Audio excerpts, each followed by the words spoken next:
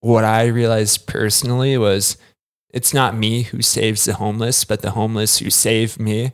And that I'm not there to love the homeless, but they're there to love me. Yeah. I think that was something that I just felt so strongly. Like everyone in the shelter wanted us to be there. I remember we were walking in for breakfast at 6 a.m. one morning, sun still coming up. Some guy yells at us when we're coming in, they're coming back. Here they are again. People of Creston City, people everywhere around the world, this is David Christopher Pacheco. Hi, my name is Kimmy. My name is Arthur Ortiz. Been in Denver since 1973. Okay, so let's just talk in circles for a little bit. Just talk in circles, just shoot the breeze a little. You know, they see beyond what I look like. They see what my actions are and say, hey, that is a good person. A lot of people say home is where the heart is, but my heart's in many places. It's just I don't know where home is. Welcome back to Homeless But Human. Here with you today is Blake and two guests from our Summer of Service series. With us today is Tony and Nancy. Welcome to the podcast crew. Thank you. Thanks for having us back. Tony, you were on this one last year, weren't you? Yeah, the only 2 times I've ever been on the podcast, and it's now I'm back at it. I'm back at it. All about Dayton. And Nancy, welcome to the podcast. Thank you. Happy to have you here. So we are in this Summer of Service series where we are discussing the locations in which our year-long missionaries go for 3 weeks for an immersive, extended mission trip, shortened summer program in cities all across the United States. And like we've discussed before, in those 3 weeks, they build community with the summer missionaries who join them. They reach out to the community and really share the mission, whether that be just by witness or by words and trainings, and then serve the poor, like our mission here. So Nancy and Tony had the privilege of going to Dayton, Ohio, a location we've gone to for many years as Tony has returned. But for those who may have not heard that podcast, what's the lay of the land in Dayton, folks? What kind of ministry are we doing there? I love Dayton, Ohio. Oh, Tony loves Dayton. You know, I got to talk about the running trails in Dayton. Like, oh my gosh, you run? I'm kidding. I'm kidding. I got a 100-mile race this Saturday. What? Yeah, 24 hours up in Craig. Anyways, I love Dayton, Ohio. Just some of the most beautiful running trails I've ever seen. I could run out there just nonstop. It almost makes me want to move to Dayton and work for the shelter there. Yeah. Well, I'm sure the shelter would hire you, Tony. So Michael's been pushing it. Yeah, I bet they would. He's tempting. I don't know. I want to take him up sometime, but I'm like, I got to go to college first and get an education. Yeah, that's a good idea. Because Tony decided to run 100 miles, so he needs to clearly grow in his intelligence. I the tiger. To do that. So what is ministry like in Dayton? Were you guys both at the same place or different? Mm-hmm. We were both at the same place. Okay. Dayton was a really unique location because it was only strictly shelter ministry. Everything in Dayton itself is pretty, like the city itself is really clean and neat. There's not a lot of homeless. The shelter system is really good. And so all the missionaries either went to Gettysburg Shelter, which was the men's shelter, or Apple Street, which was the women's shelter. And it was a really beautiful ministry. It was a really unique ministry too, because you kind of walk in. Tony and I were both at the Gettysburg Shelter, which is a men's shelter, and it was intense, to be honest, but like a really, really cool experience to walk into an old prison, actually. And there's probably like 300 or so men kind of sitting in this giant, like just open space area. And we would walk in and we would just sit down with people and get to know them. And it was, the beginning was interesting for sure. It definitely was a learning curve, I think, for all of us. And by the end, it was like I was just chatting with people that I had like gotten to know and love. So this is, I think the 3rd or 4th year we've gone to Dayton, maybe the 5th, I can't remember, but every year on this podcast, the men's shelter gets talked about, right? In that intimidating first beginning, and just how, like that, the worst of cafeterias almost, right? Being in a former prison, just the atmosphere that has. Excuse me, Tony, like explain a little bit about the atmosphere in there. Being in a former prison, what do you think that does? And I've been there, so I'd love to hear from your perspective. Yeah. And the thing about the shelters in Dayton, they are some of the best shelters, like in the entire country. Oh, they're like, so good. Compared to the shelters here in Denver. Like when I hear like some of the guests or like people complain about the shelters in Dayton, I'm like, guys, you have it so good here. The staff cares about you so much. And side note, Denver shelters are pretty solid overall, right? Like, I've actually never been to a shelter here in Denver, but I could just see like, from like the my staff care. Yeah. So just like that note, like the shelters are terrific. They're doing so good, but just like the reality of homelessness is just so tough and it makes it so hard. I love like going to that men's shelter because it's like you're diving all into ministry. You're in a shelter with like 300 guys and I can't get enough of it. I love it. We'd had a few seminarians in there with us, but yeah, I think going into the shelter, you can kind of feel like it can be very intimidating. Absolutely. All the men in the shelter are like looking at you like, what are you guys doing here? Like, why are there women in this shelter? So I think, you first do feel like the reality of like, it's not normal for like young people like us to be in there. But I think from many stories, many encounters, many things that happened in the shelter, you could just see how like our presence in the shelter did affect people and it did mean something for us to be there. Yeah, completely. And I'm going to do an aside quick because so these two were in the men's shelter and then there was also the Apple Street shelter. So if we had anyone from that crew, Nancy, real quick, explain that because we want to dive into this men's shelter, but and your experience there. My experience at the men's shelter? No, sorry. Share a little bit about Apple Street and what the crew did there. Yeah. So Apple Street was the women's shelter. It was women and families. And so it was definitely a very different experience from the men's shelter, but very, I think, highly emotional. I think it was like a very intense environment in that sense.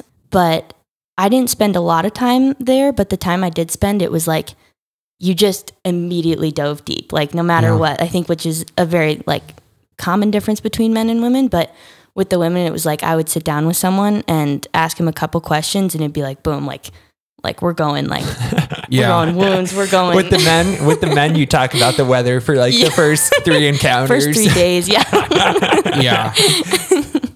Yeah. So I think with like the women, it was a very like different experience that was really beautiful to see just how open they were and how much they wanted to share their lives with us, which was really cool. Oh yeah. It's right. The difference between men and women, so clear between the two shelters. Oh yeah. Gosh. So clear. Yeah, for sure. But let's dive into the men's shelter, right? So we talked about weather for 3 days, and it's like Stephanie in the past and we, Tony last year, this visual of walking into a shelter with men who are hurting, right? And so, it's so much hope, but so much brokenness at the same time. Yeah, how was that for you? Even as you approach that, Tony, you say you could do ministry there the whole time. Like, I'm sure that's not how it started. Yeah, right? yeah. In like knowing when you walk into that shelter, it's these guys are hurting. They're going through things, but that none of them like want to show it. They just want to talk about the weather. Yeah. But it's like getting them to open up and like asking them questions. And I think that's why having female missionaries in that shelter is so important because me and those guys are going to make small talk for so long. Yeah. But like when there is that female presence in the shelter, kind of like what you were talking about, the differences between men and women, you can see how like they start to unveil more like their brokenness, more of like the hurting they're going through. They're like willing to like share that. I think that was something that I saw as so important. I know like a lot of the women, like they struggle with like, what's my value in ministry? Like, like the man's there to protect and to provide, but being in Dayton, Ohio at that men's shelter, you see the other side of ministry. You see how important the women are to like the ministry and like how so many of those men just need to be loved in like a motherly way in like a lot of ways that I can't. And I think something else that really stands out from my time in the shelter a lot of times here at Christ in the City, we talk about like how I'm going out there to save the homeless, to like go out there and like minister to them. But like being in Dayton, you realize like what I realized personally was it's not me who saves the homeless, but the homeless who save me.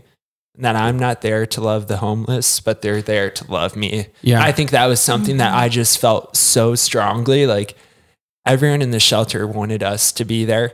I remember we were walking in for breakfast at 6 a.m. one morning, sun still coming up. Some guy yells at us when we're coming in, they're coming back. Here they are again. I could see and like how it affected me personally. It was like we were wanted there. They loved us so well. A lot of these broken men, and it was just so beautiful.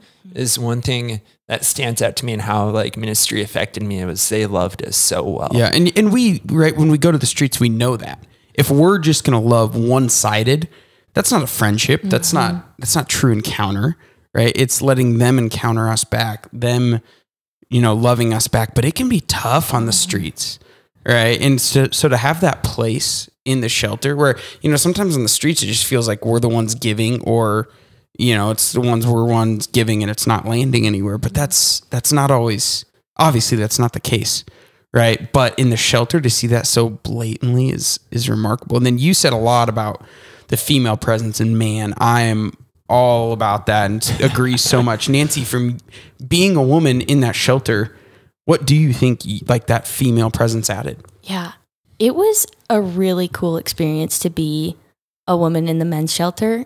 Initially, the first couple of days, it was like, just a lot of setting boundaries, a lot of like kind of telling the men in the shelter why we're here. We're here to develop friendships. We're here to like get to know you.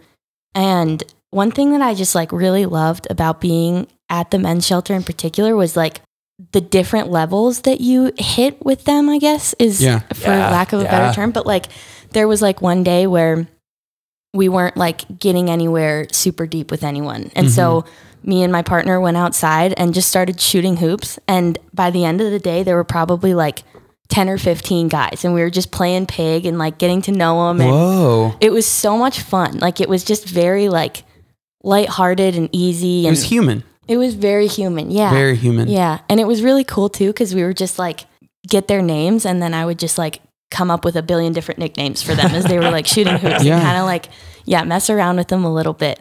And then like there were other days where we would sit down. There was a guy named Ronnie that we sat down with, and on like our very first conversation, he just like completely broke down and like told us about how he ended up at the shelter, and kind of like you could tell like there was something like on his chest that he just had to get off. And it was really beautiful to see like, just who being a woman, that in and of itself can like really just cause people to open up in whatever way they need to open up, which I think I saw in a very different light when I was at Getty's, which was really cool. Yeah. I mean, it's a men's shelter, right? Which means lots of men. So Tony walking in there as a male isn't adding anything new or unique. I'm right? just another guy. Yeah, sorry, Tony. You're just another guy. I feel like a nobody when I go to that shelter. No, it's real. It is that way sometimes. Though, But then Nancy, you and your teammates walking in, it's like, oh, this is like an addition, right? And we talk about that all the time in community life here. Like the male-female complementary realities are entertaining, right? Like if this was just all dudes living at Christ in the City, we have a frat house, right? And if it's all women, well, I don't want to say anything. I don't want to, but maybe it wouldn't be as wholesome, right?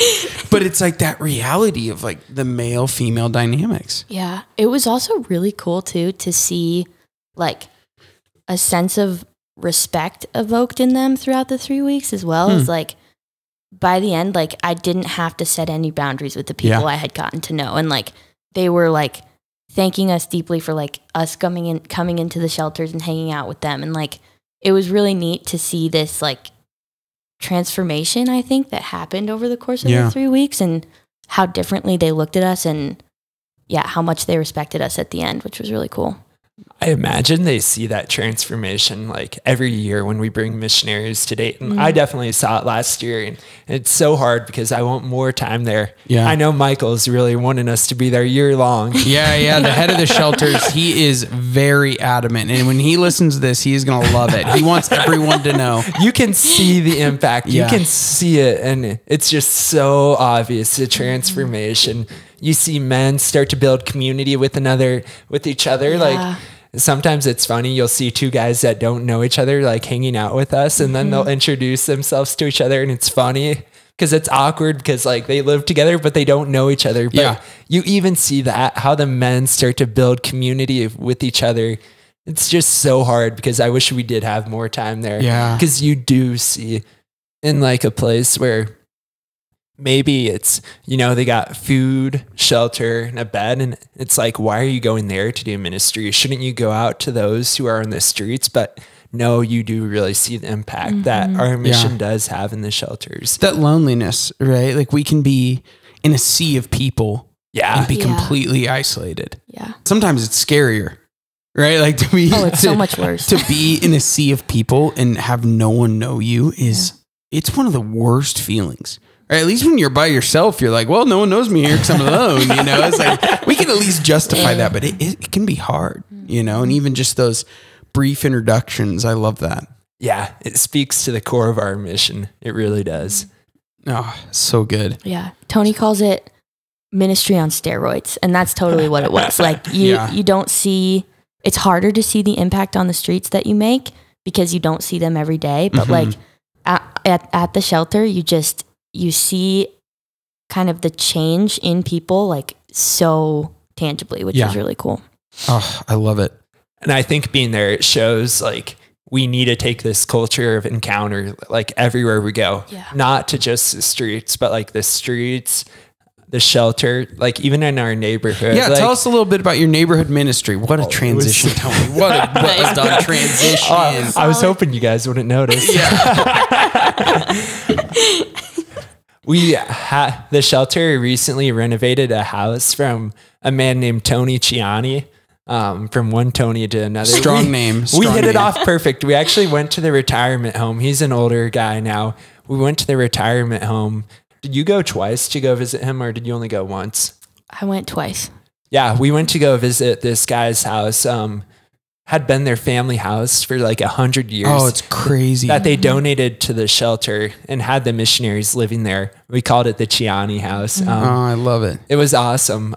Yeah, I could just see like how our neighborhood, like we hit it off with our two neighbors, Estella and Amy. It was just fantastic. Shout out to them, right? Yeah. So what'd you do? Like the neighborhood ministry, like what does that look like, right? Because I'm sure a lot of people listening have a neighbor. Shocker, we have neighbors, right? Like, but it's like, again, we live in neighborhoods and may not even know our neighbors. But that's a tough, what happened? What was the process for you guys there? Our leader of our team, Grant the missionary, the guy is incredible. He just has no fear in doing anything. Yeah. He's just going around like meeting all of our neighbors. He just had this desire to encounter everyone so deeply. Yeah. And I wish I had that desire more of. I'm like, go meet strangers, go meet our neighbors. Yeah. Wasn't something I would do growing up, but we would, I don't know. Do you have more to say about this, Nancy? I just thought it was really interesting. Like, it is true what you said. Like, Grant would just walk around, knock on people's doors, get to know them. But it was so funny because this house that like belonged to Tony at the beginning, like everybody knew him. Like everyone knew who Tony was.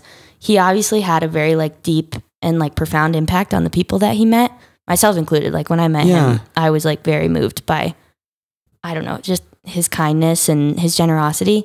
But being like a part of that community who knew Tony, they were all kind of like, not up in arms, but just sort of like, who are these people? They're like moving into Tony's house, a bunch of loud kids, like probably not, your first thought wouldn't be like a group of missionaries, you know? And so it was really cool to watch them enter into what we were doing. And like you could tell how deeply they desired community, which I think is a little bit different from living in, a little bit different. A lot of bit different. A lot of it different. In Denver. But they just always had eyes on what we were doing. Like one night we had a talent show outside. Oh my God. And it was so fun. It was so much fun.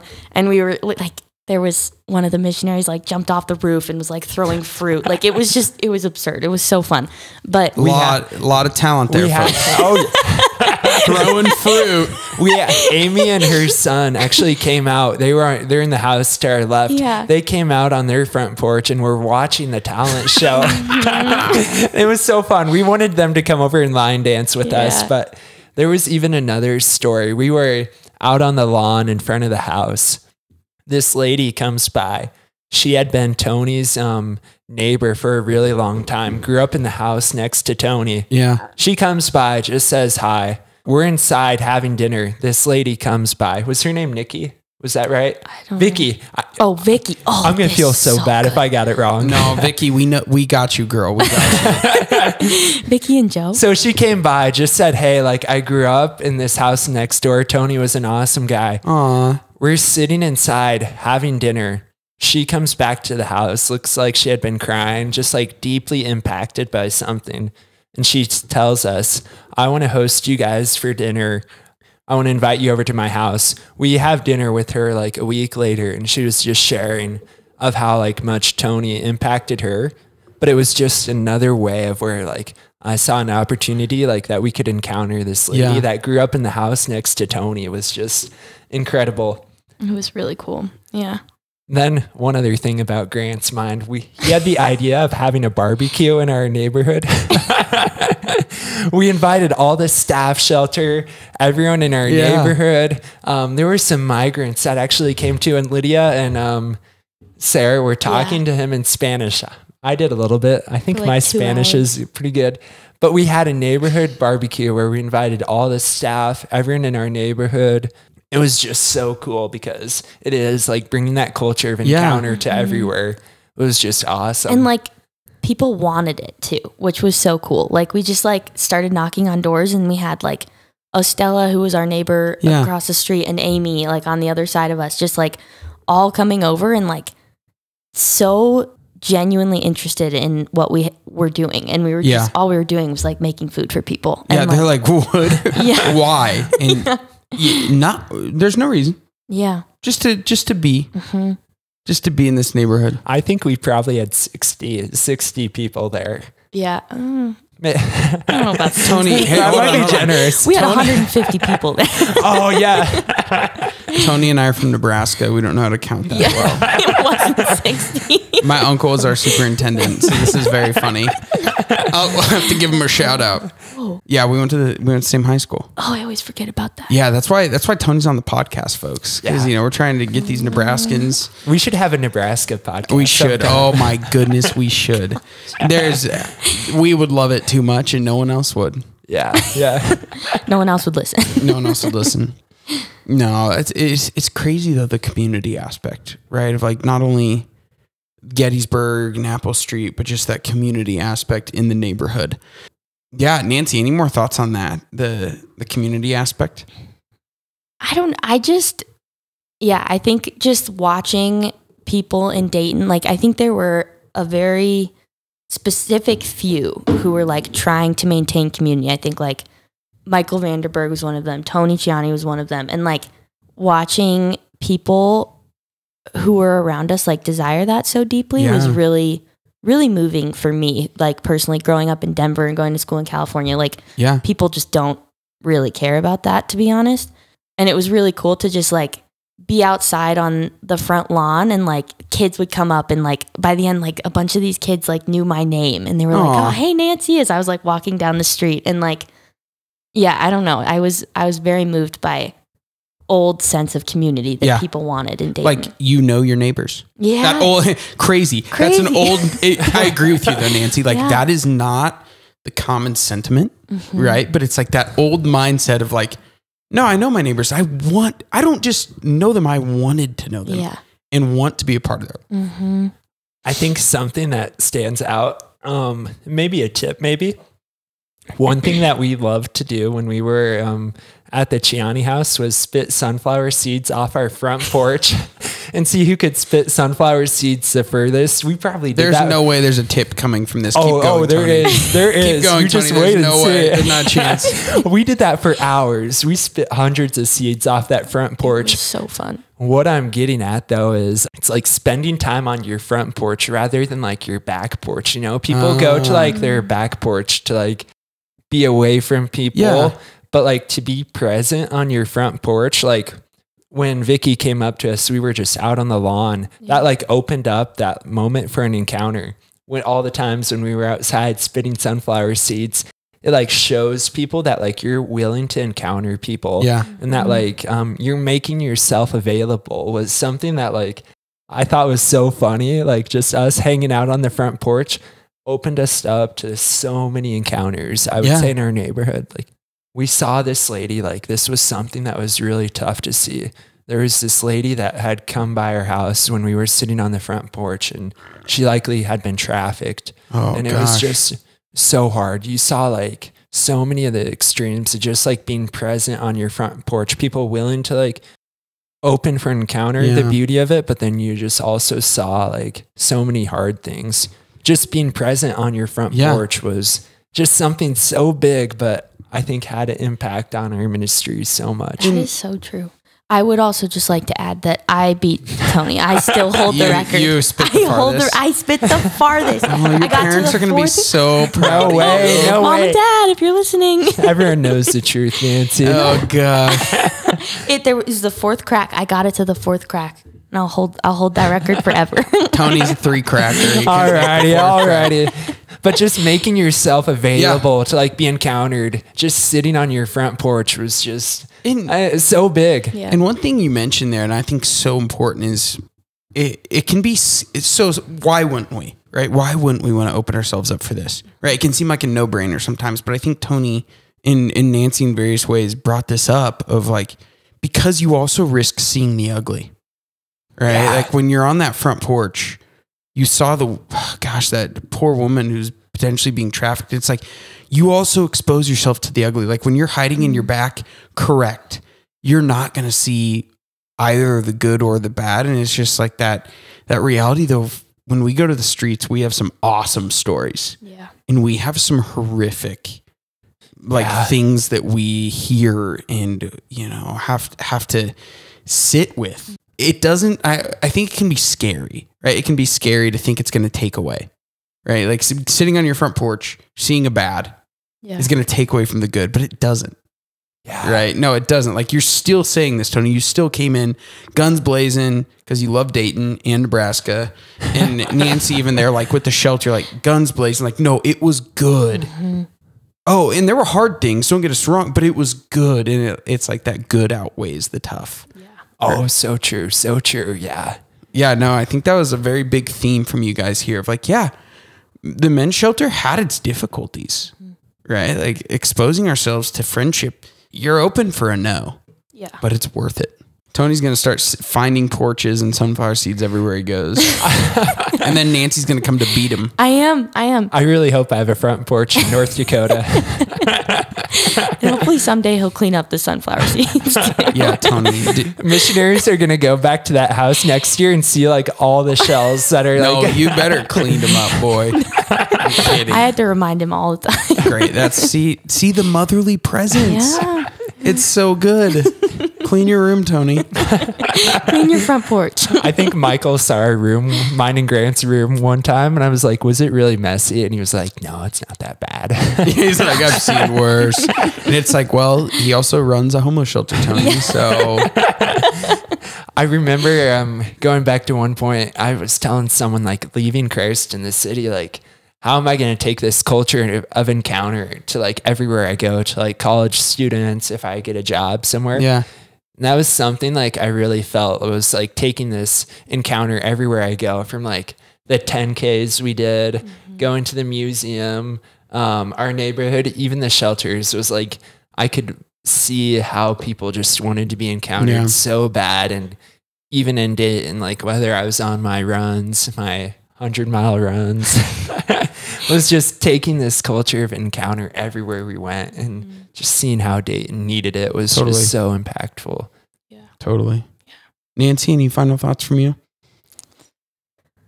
No, I think I super agree with what Tony said. I think it even did impact me just in those short 3 weeks. Like, I know I've been here for a year, but coming back and like seeing the impact that like the culture of Encounter had in Dayton affected me coming back here. Like this morning, even at the house across the street, somebody's moving in, and I was like out trying to fix my car. I have like my windshield wipers are broken, and I saw them moving in, and I like went and introduced myself and walked around their house, and like they showed me like they're like moving out a bunch of furniture and stuff. Whoa. And it was just, I don't think before Dayton I probably wouldn't have done that. Like I think Dayton really showed me how much spending time with people and just being willing to embrace the awkward, to like embrace something slightly uncomfortable is like so worth it and brings so much joy. Yeah. Oh, amen. Yeah. Amen, you two. Well, thank you so much. Is she going to admit that I spit a sunflower seed further than her? No. I literally beat you, bro. Come on, Nancy. you got to admit it before we wrap up here. Nancy's the winner. I'm the winner. That was awesome, though. Thanks for sharing that. Yeah. And with the fact that I beat you. Guys, thank you all. Thank you both, Nancy, Tony, for being here. To all you listeners, thank you for tuning in. Boy, they gave us a lot to chew on with our front porch ministry. Maybe you don't have to spit sunflower seeds. You could find something else. Don't worry. But truly, that feminine and masculinity, that combo, and what that did for the shelter, such good wisdom. Thank you to both. Thank you. All right. God bless you all, and hope to have you tune in later. Bye. Thank you for joining us on Homeless But Human today. In order to keep producing this content for you all, we invite you to consider joining our known and loved monthly giving community. This is one of the most impactful ways that you can join us on mission. Your monthly gift sends missionaries out to the streets day after day and helps us to continue recording and sharing our podcast. It's our vision that every city not only has soup kitchens and shelters, but communities who are committed to helping the homeless know that they have a home in us. And what is home but a small taste of Christ's infinite love? Visit christinthecity.org and make a monthly gift today to join our known and loved community. And if you enjoyed today's episode, do us a favor and go hit subscribe and leave a review. To get more involved with the mission, visit christinthecity.org.